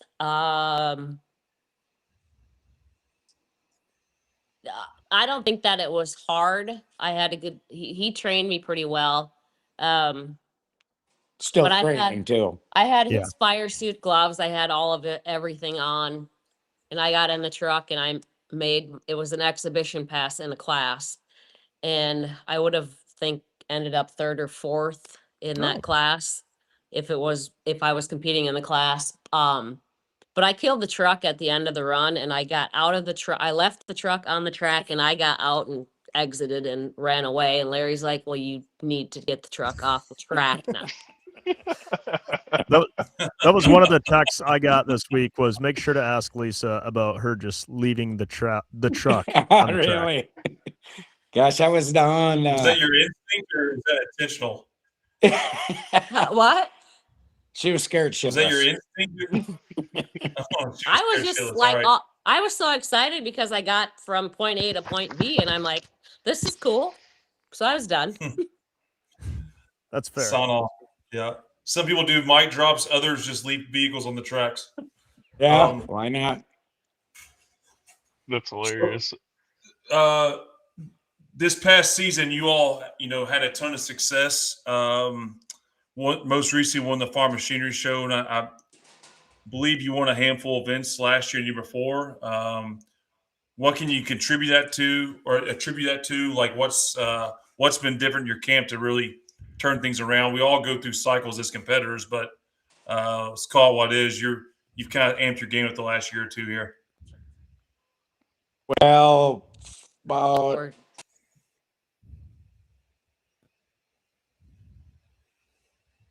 Yeah. Okay. Maybe some technical issues there. He had a great story he was telling, though. I could hear it in his voice. Oh, yeah. Yeah, when he kind of winds up in the beginning and he goes, well, Well, that's how you know it's going there to he be is. good. You hear us, Larry. What were you saying? well, we had Nate Bowes build us a couple of chassis. We thought it was going to be this great idea. because they had worked so good for the diesel trucks. And like Rex Kuhn said, we didn't give up on a bad idea. And then 2 years ago, we built our own chassis again, made them like what we previously had. And that was the biggest difference. And it was not Nate Bose's fault. It was our fault for asking him to do it. So like to summarize this, and like this is just,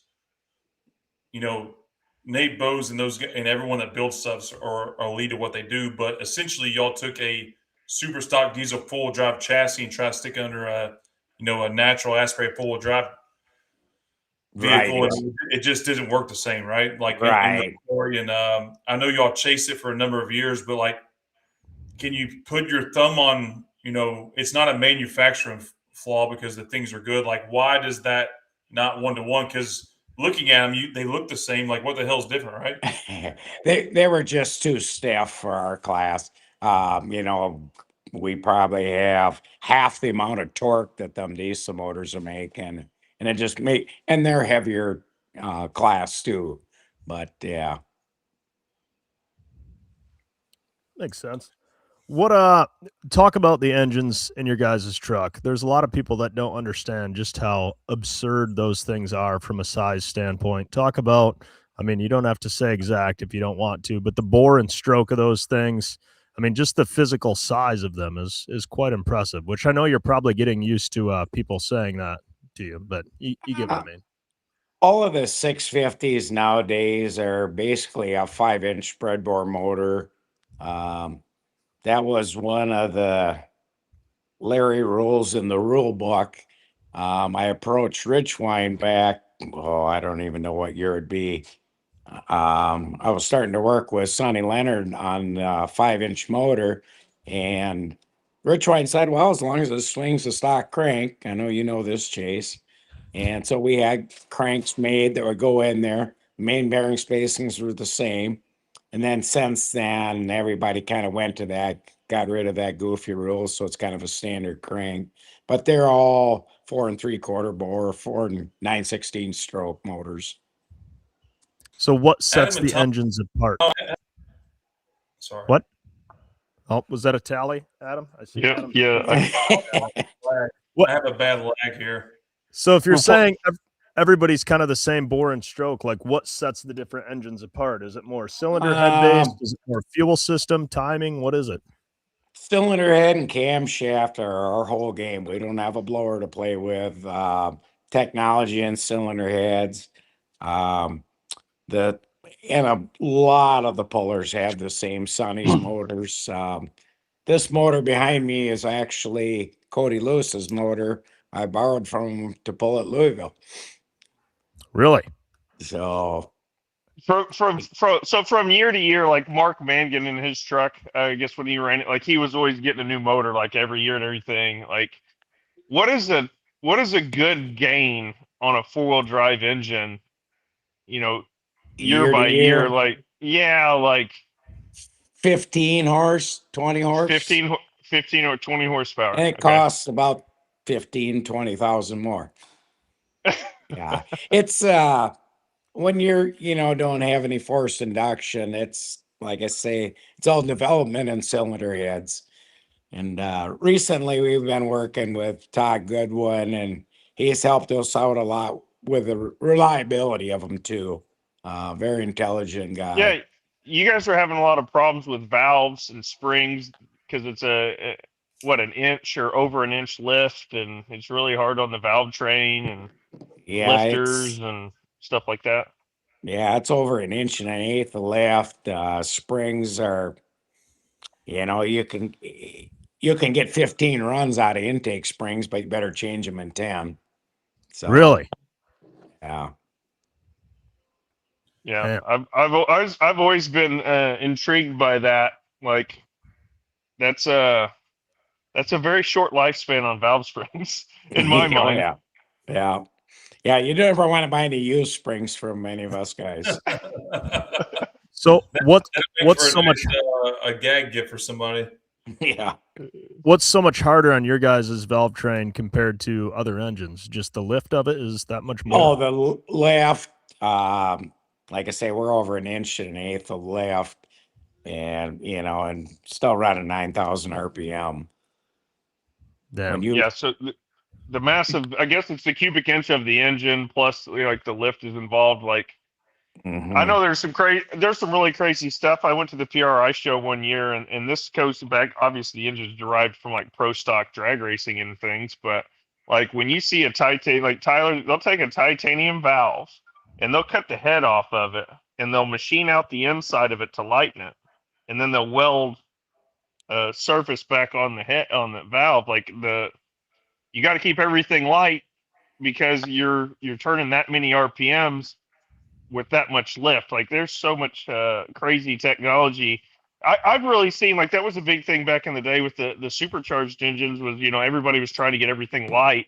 Now it's like you got stupid heavy push rods. You got all these heavy valves and spring. It's all that stuff, but that's just a different animal when you're throwing that much lift in it. Our cams only lift like 850, or 800 lift is a lot. The lobe's only a half-inch lift, but with ratios like 800 lift, 780.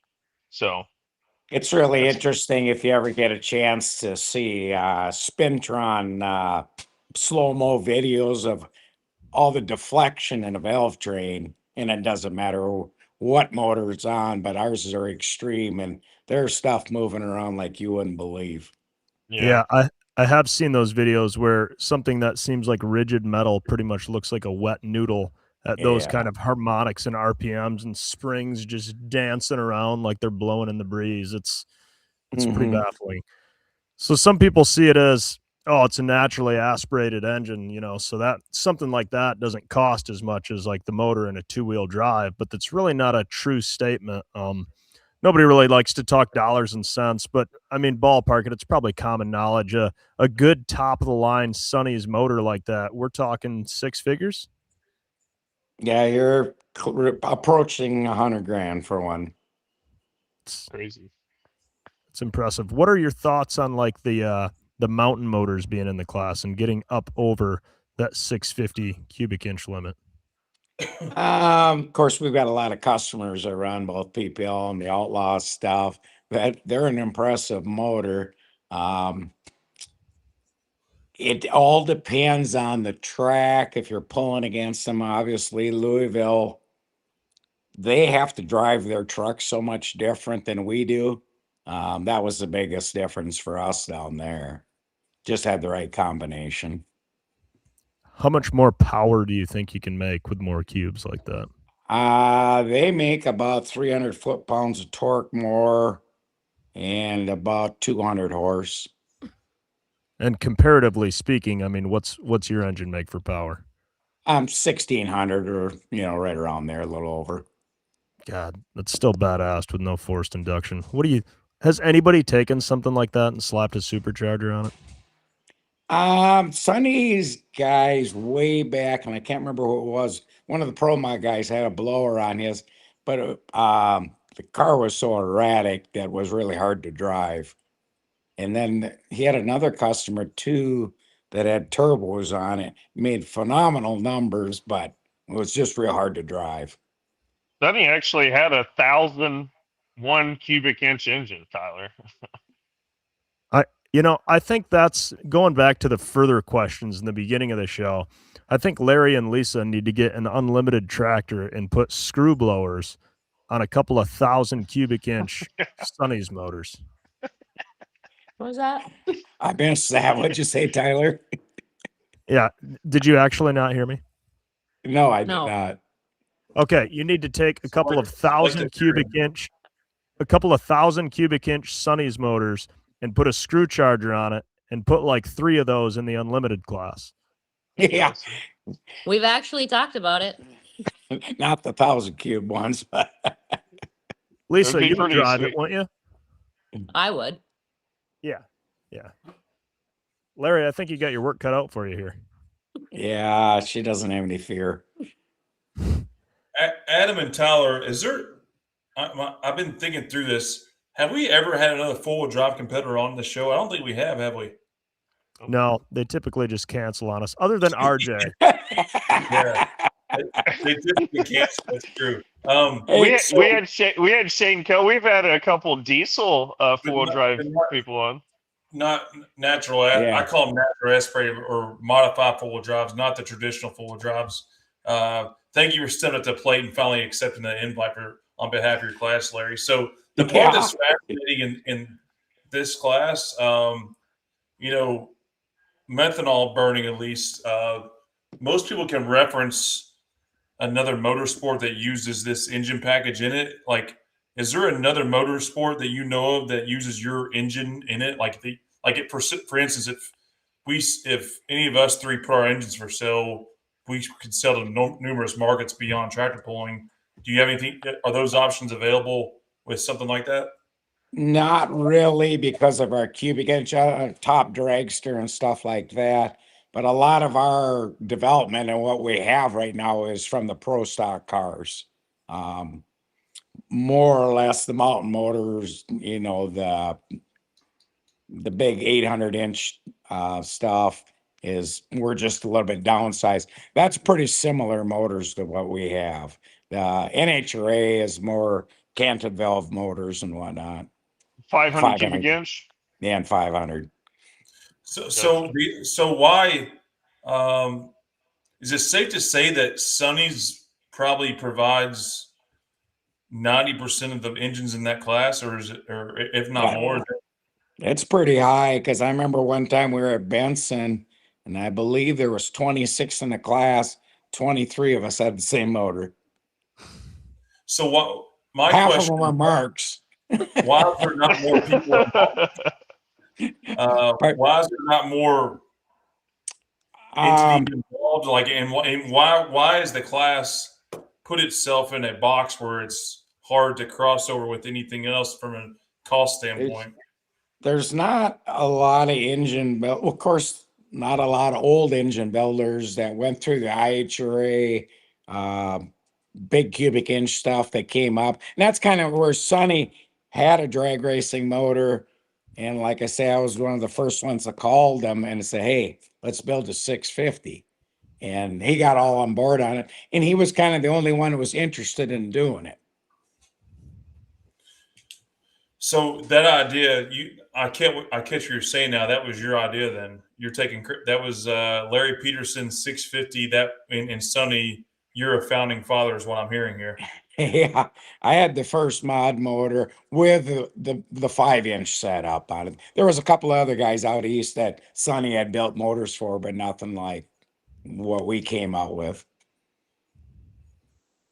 It was good for a year or two. it was good for a year or two until Nope, go ahead, Chase. Sorry, I have a like here, everybody. What would be if they made everything wide open mount motors? What would be the negative pushback on that? Oh, I mean, obviously they're going to be a little more expensive. The problem is everybody's going to have the same stuff. So what did you gain? Yeah. Yeah, basically everybody goes 20 foot further, so then they heavy up the sled. Everybody spent more money. You have the same parity. You're still getting stopped at the same distance, putting on the same show. And Tyler, that's a good point, because after 40 years of making gearboxes, we still run the same gear we did 40 years ago. People Come on, don't even realize, with power developments? Oh, yeah. But you know what? The sled got heavier to stop us. Yeah, that's true. And tires have probably gotten better. So the weight has increased. Your traction has increased. Your setups have dialed in. So you're legitimately running some of the same gear ratios from a decade, 2 decades ago? I can guarantee. I ran the slowest gear I've ever ran in my life at Louisville this year. Dang. I would not have guessed that. About time. Hey, I can't tell you what. I don't remember. What gear was it? Hang on. I put it in the box. Lisa and Mark Mangan decided what gear was going in there, so I don't even know what it was. I told them it didn't matter. Get in the seat and run it. Now, depending on track length, will you ever run that gear outside? No. if I could run 12,000 RPM. Chase can. Yeah. Yeah, right. Not really. I mean, do you guys have options of going like an even larger bore with a shorter stroke and staying at that limit, or Tried that, didn't you? are you Yeah, pretty much we at port tried. capacity? Lisa sweet talked Sonny, and Sonny, he was kind of a womanizer, and he was always Kind of. butting up. And he said, "Hey, Lisa, I think we got a better idea," because he knew she was going to get it. And we went to a 4,800 bore, and it didn't prove itself. No. Do you guys ever spend time on the dyno, seeing what different combinations do, or not really? Now it's just basically fuel tuning. Okay, so if you're burning Little more bit of fuel. cam changes and whatnot, but not developing cylinder head and whatnot. You guys don't really change your fuel that much, do you? No, I'm the worst. Well, I don't know if I'm the worst or the best.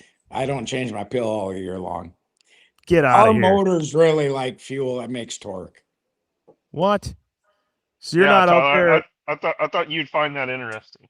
You're not out there reading corrected altitude, drains of water, and trying to compensate to dial in.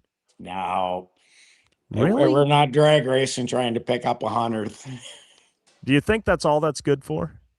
Yeah, I can tell you when we come off the dyno the winter, especially at Sonny's, in Virginia, the elevation isn't very high.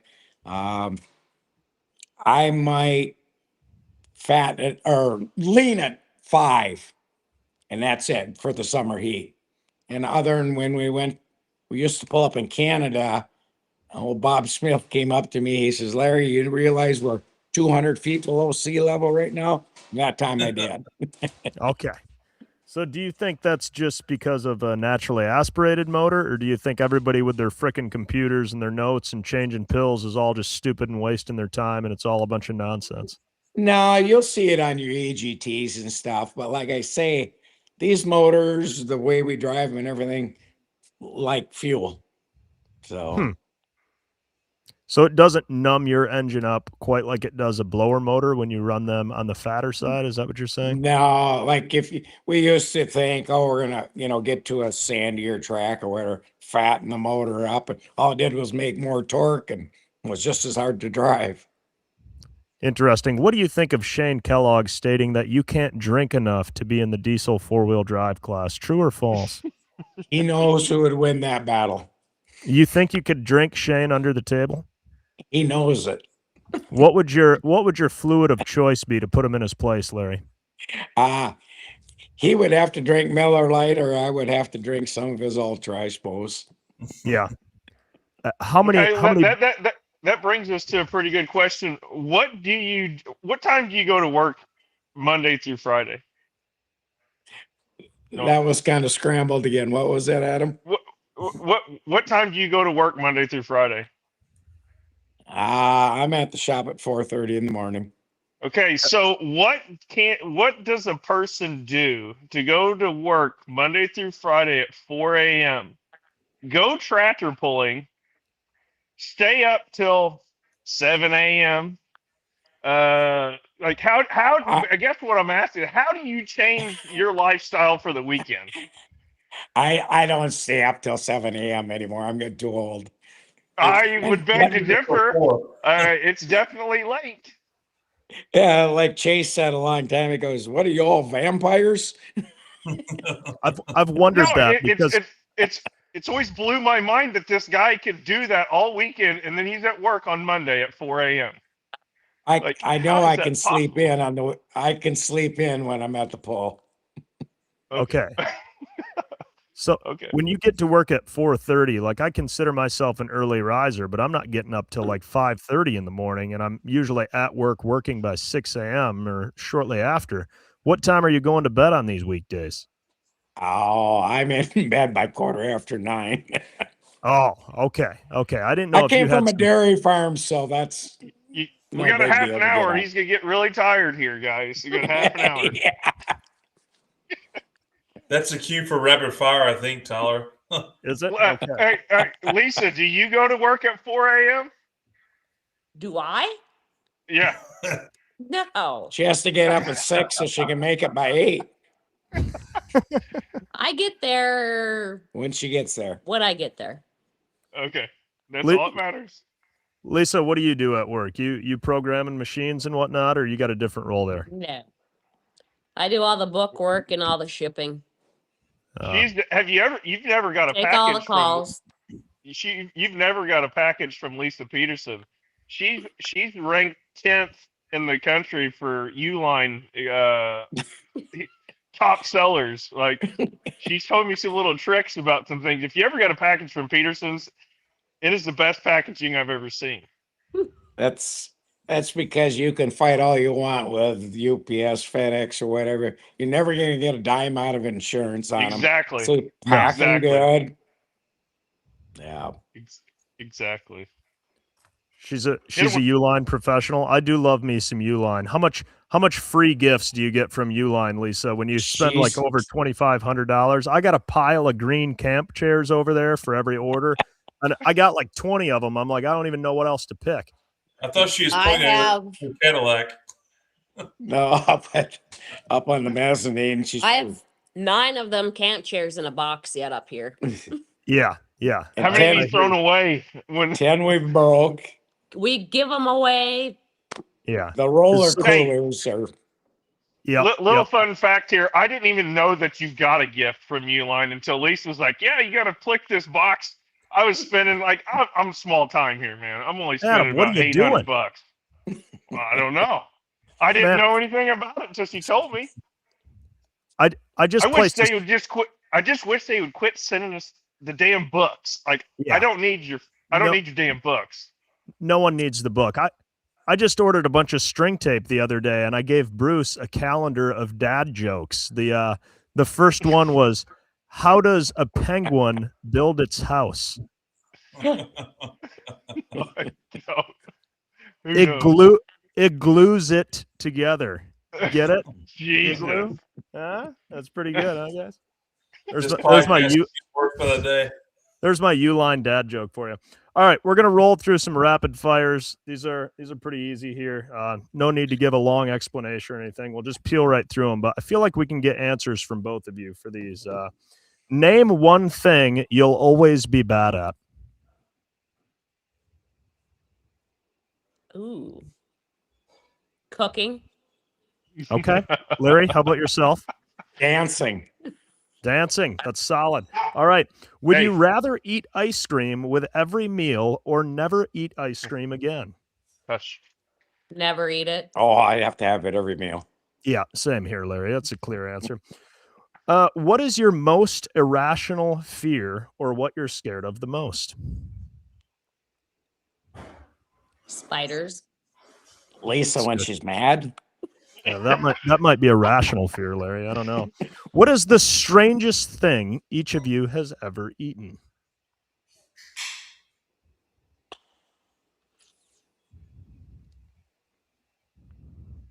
You had swordfish. That's not strange though. That's kind of strange. Canned dog food. Canned dog food? Was that with Allison? You guys must have been hanging out with Smitty. How about yourself, Larry? What's the weirdest thing you've ever eaten? I don't know if I've ever. Oh, lutefisk.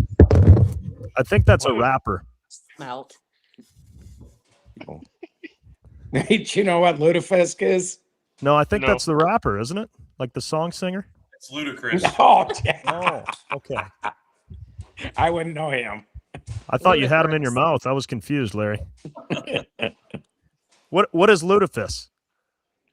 It's Snotty fish. It's an old Norwegian deal where it's I don't know what kind of fish it is, but they put it in lye.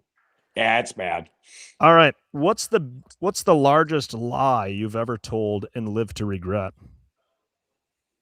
Damn, it's deep. Yeah. It's a fun one, right? Meeting a deadline on transmission. I was just gonna say I got a poor Massey guy. I need to get a training. And no, I gotta say this, Larry. The classic answer for a gear guy whenever you're not meeting a deadline is, oh yeah, it's a heat treat. Heat treater. That's Yeah. a good one. Yeah. Yep. Them Is poor heat guys take the rap. Is heat treat your answer then, Larry? Yeah. Yep. What about you, Lisa? I lie so much I can't pick one. That's fair. There's too many good That's ones what to you. choose from. All right. If you could go back and change one decision you've made in your life, which one would it be? Oh, well, it doesn't sound very good. Probably not get a French bulldog. Oh, okay. Okay. That's mean. He would kill me. Lisa, how about yourself? That's Oh, Hank. That's an English bulldog. I don't know. Right? It's kind of a weird question. Are you just tapping out? Yeah, I am.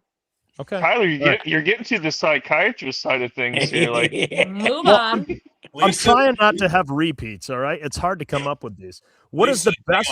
on. Give me a tally for this. Lisa, if you refuse to cooperate with our questions, we have pictures we will pull up and you'll have to. Oh, I'm sure you do. I ran across one. I was going to send you Chase, but I thought, I got to live with her. oh, we got him. Plenty more. Don't worry. All right. Yeah. What is the best way for someone to annoy you in 10 seconds or less? Oh, talk about stuff that I'm not interested in. Yeah, that's a good one. Lisa, how about you? Chewing loudly.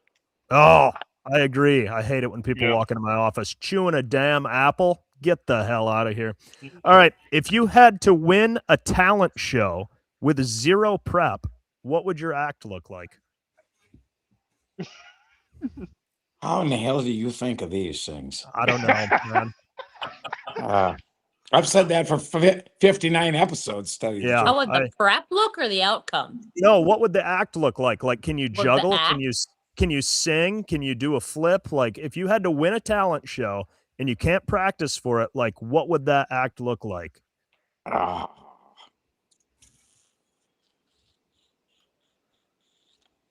There's no wrong. Macrame.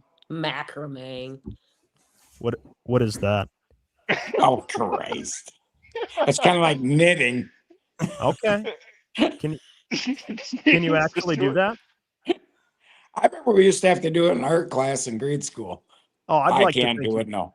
you could probably pick it back up then. Lisa, Oh, how about I'm yourself? sure. Putting together a piece of furniture in a box with the picture directions. I'm That's a pro at that. that's a good one. I can appreciate that because I can struggle with it. Directions. Those They don't come damn with directions. I yeah. never No, look at them. you take those instructions, you throw them out the window on the drive home, and then you figure it out like a man over 36 beers, and then you'll finish it tomorrow. Damn it! All right. And then when I get home, I'll finish it. Yeah, that's right. All right. Who's the better driver on the street, Larry or Lisa? Oh, definitely me. Oh, Oh, she's raising her hand. All right. What about on the track? Lisa's taking both. Yeah, see, she gets all the good equipment. Okay. Yeah, that's what I always tell people when Bruce beats me too. I understand. All right. You guys pull and you compete together, and you're also married. So we need one piece of relationship advice from each of you.